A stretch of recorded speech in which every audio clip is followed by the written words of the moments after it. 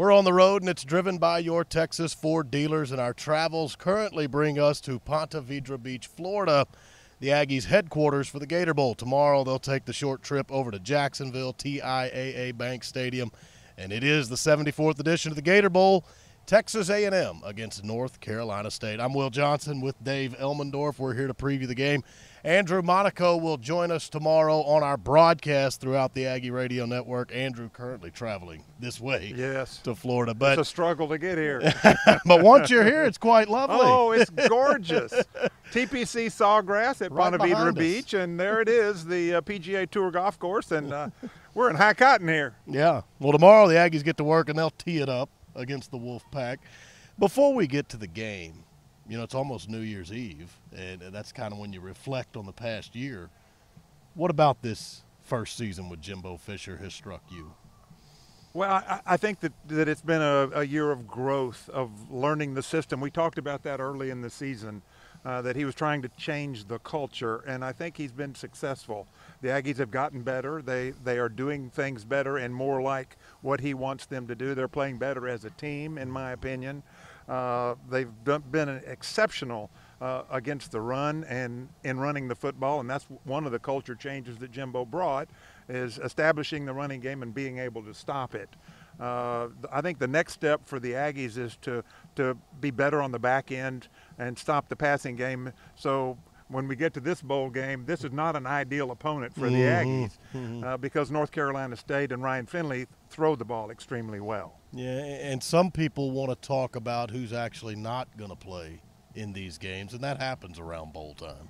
Well, it does in some cases, and we've got a few guys that we're going to sorely miss, and they've got a few guys that they're going to miss. Their linebacker, Jermaine Pratt, is not going to play, and Kelvin Harmon, their best wide receiver, arguably, is not going to play, but for a different reason than our guys, in that they are going to enter the NFL draft and don't want to take a chance on injury. In our case, Alaka and Donovan Wilson will likely not play because of injuries sustained in the LSU game. Offensively for the Aggies, like their chances of moving the football? I do, very, very, very much. This is a North Carolina State defense that is very strong tackle to tackle. I don't know that they're quick enough to handle our perimeter running game, so we run the ball outside very well, so I think we'll see a lot of that. And believe it or not, this is a back end that gives up more pass yardage per game than the Aggies do. So I think that the Aggies can have some success in their passing game as well. So I think we're going to see a lot of throwing tomorrow night. We're going to see a lot of passing game. Certainly should be the case, and I know you'll always pinpoint the Aggies need to get their hands on some of those North Carolina State throws.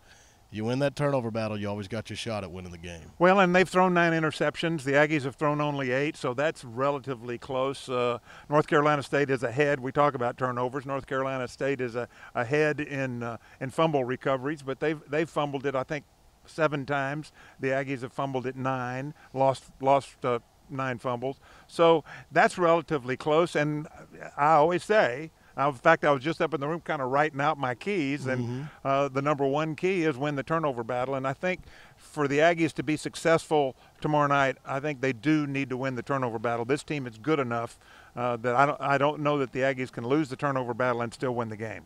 All right. Well, I know you'll give 3 keys tomorrow on the broadcast. We'll save the other 2 for the broadcast. That'll be good. I'll have them. Everybody be ready for that. If you're back in Texas, our pregame show starts at 5:30 with Dave Elmendorf, myself, and Andrew Monaco.